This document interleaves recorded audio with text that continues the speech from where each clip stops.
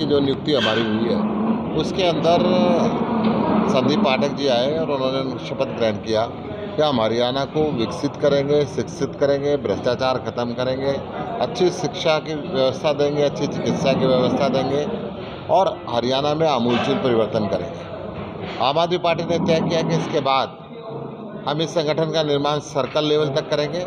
हर 5 गांव पे एक सर्कल बनेगा, सर्कल कमेटी हमारी बनेगी, उसके बाद हर गांव की कमेटी बनेगी, विलेज कमेटी बनेगी। ये पूरा निर्माण कार्य हम लगभग 1 महीने में पूरा कर देंगे और 2.5 लाख से ऊपर हमारे पदाधिकारी होंगे और इसके अलावा कार्यकर्ता। हरियाणा के अंदर सबसे बड़ा संगठन आम आदमी पार्टी का संगठन होगा। भारतीय जनता पार्टी हमेशा झूठ बोलते हैं कि उनके पन्ना प्रमुख है। जब अरविंद केजरीवाल जी की आंधी चलेगी, धरातल पे तो उनका कुछ है नहीं और ये पन्ने हवा में उड़ जाएंगे। कांग्रेस 2014 से आज तक अपने संगठन का निर्माण नहीं कर पाई है। कांग्रेस टुकड़ों के अंदर बटी हुई है। अब हरियाणा के लोग विकल्प के रूप में हरियाणा के लाल अरविंद केजरीवाल को देख रहे हैं। आम आदमी पार्टी कभी इनकी तरह 2 तरीके का काम नहीं करती। कांग्रेस की सरकार पंजाब में भी रही, हरियाणा में भी रही, केंद्र में भी रही। आज तक इन्होंने एसवाई का हल नहीं दिया। ये भाषा अलग अलग बोलते हैं सब जगह। बीजेपी की सरकार अकाली दल के साथ पंजाब में भी चली, केंद्र में भी रही और हरियाणा में भी रही। इन्होंने आज तक हल नहीं दिया।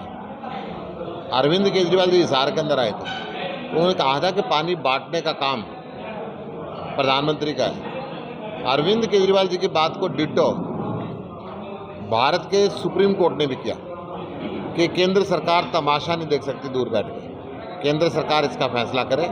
अगर इनके बस की बात नहीं है तो 2024 में हमारी सरकार आ रही है, दोनों सरकारें बैठेंगे और फैसला करेंगे।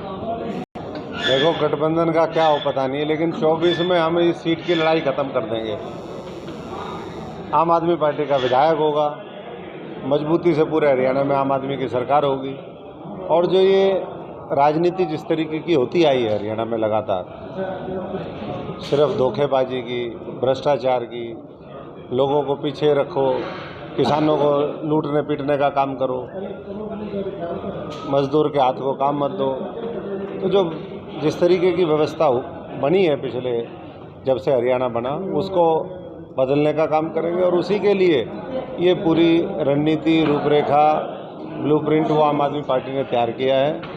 हमारे जिस तरीके से शपथ ग्रहण समारोह लगातार हो रहे हैं, किसी पार्टी ने अपने कार्यकर्ताओं को, अपने नेताओं को इस तरीके से सम्मान नहीं दिया जैसे आम आदमी पार्टी दे रही है। और समझता हूँ कि इसीलिए आम आदमी पार्टी का ये परिवार भी बढ़ रहा है, मजबूत सेना तैयार हो रही है। और ये लोग जो जज्बे के साथ आम आदमी पार्टी के साथ जुड़े हैं, इस देश के लिए, प्रदेश के लिए, समाज के लिए, लोगों की जो असली मायने में सेवा करना चाहते हैं, उनकी लड़ाई लड़ना चाहते हैं, उनके लिए एक बेहतरीन प्लेटफॉर्म ये अरविंद जी ने तैयार किया है। आओ और अपने सपनों का भारत बनाओ, आओ और व्यवस्था को बदलो, आओ और अपना नेतृत्व करो।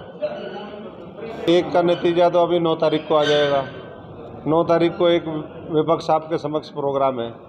हालांकि सत्ता से मिले हुए हैं ये लोग, लेकिन फिर भी चलो, कई बार दिखाने के लिए निकलना पड़ता है मैदान में।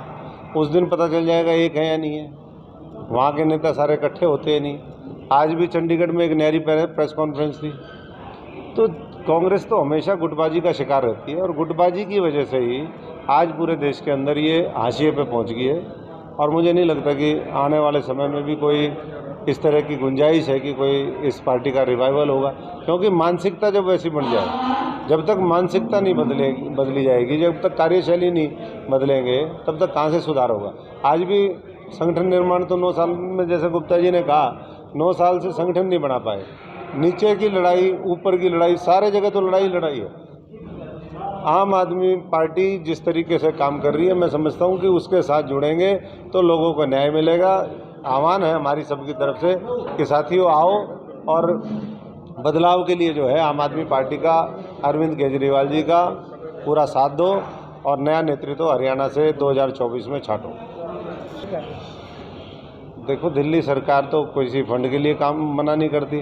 दिल्ली में तो लगातार विकास कार्य हो रहे हैं, नई नई लेक बन रही हैं, पुरानी जो नदियां हैं उसको साफ़ करने के लिए पैसा तैयार है, नए नए पुल बन रहे हैं। आप देखो, गांव तक के अंदर सीवरेज डालने का काम हो रहा है, सीवरेज सिस्टम पूरे गांव, उसके लिए बिजली फ्री है, अच्छे अच्छे अस्पताल बन रहे हैं। तो ये किसने ये दुष्प्रचार किया है। और अगर मैं समझता हूँ कि कन्विंस करेंगे, कोई बात है तो मिल करके सरकार के साथ बैठे, केंद्र की सरकार, और दिल्ली को भी आगे बढ़ाए और हरियाणा को भी बढ़ाए, पूरे देश को आगे बढ़ाए। सर देखिए, नीयत ज़रूरी है, नीयत अच्छी होनी चाहिए। आयुष्मान कार्ड से कुछ नहीं होगा। अस्पतालों के, प्राइवेट हॉस्पिटलों से जा कर के पूछो, सरकारी में इलाज है नहीं, लोगों को कह दिया आयुष्मान कार्ड आप उपयोग करो। अस्पतालों में चले जाओ, वहाँ उनके 6-6 महीने 9-9 महीने से पैसे नहीं दिए अस्पतालों के। ये डॉक्टर बैठे हैं, इनको भी पता होगा, सारे और भी है पूरे हरियाणा के। तो वैसे भी कहते हैं मोबाइल नहीं है तो आयुष्मान मिलेगा, हाँ। टेलीविज़न नहीं है तो आयुष्मान मिलेगा।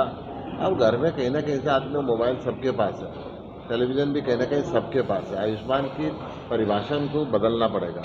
इसके बदले अरविंद केजरीवाल की नीति देखें, गरीब हो अमीर हो, हर व्यक्ति के लिए हॉस्पिटल फ्री है, कोई आयुष्मान की ज़रूरत नहीं है। एक्सीडेंट हो जाए, हिंदुस्तान के किसी कोने का आदमी हो, प्राइवेट हॉस्पिटल में इलाज कराए, सरकारी में कराए, 1 रुपये लगो 100 करोड़ रुपये मुफ्त है।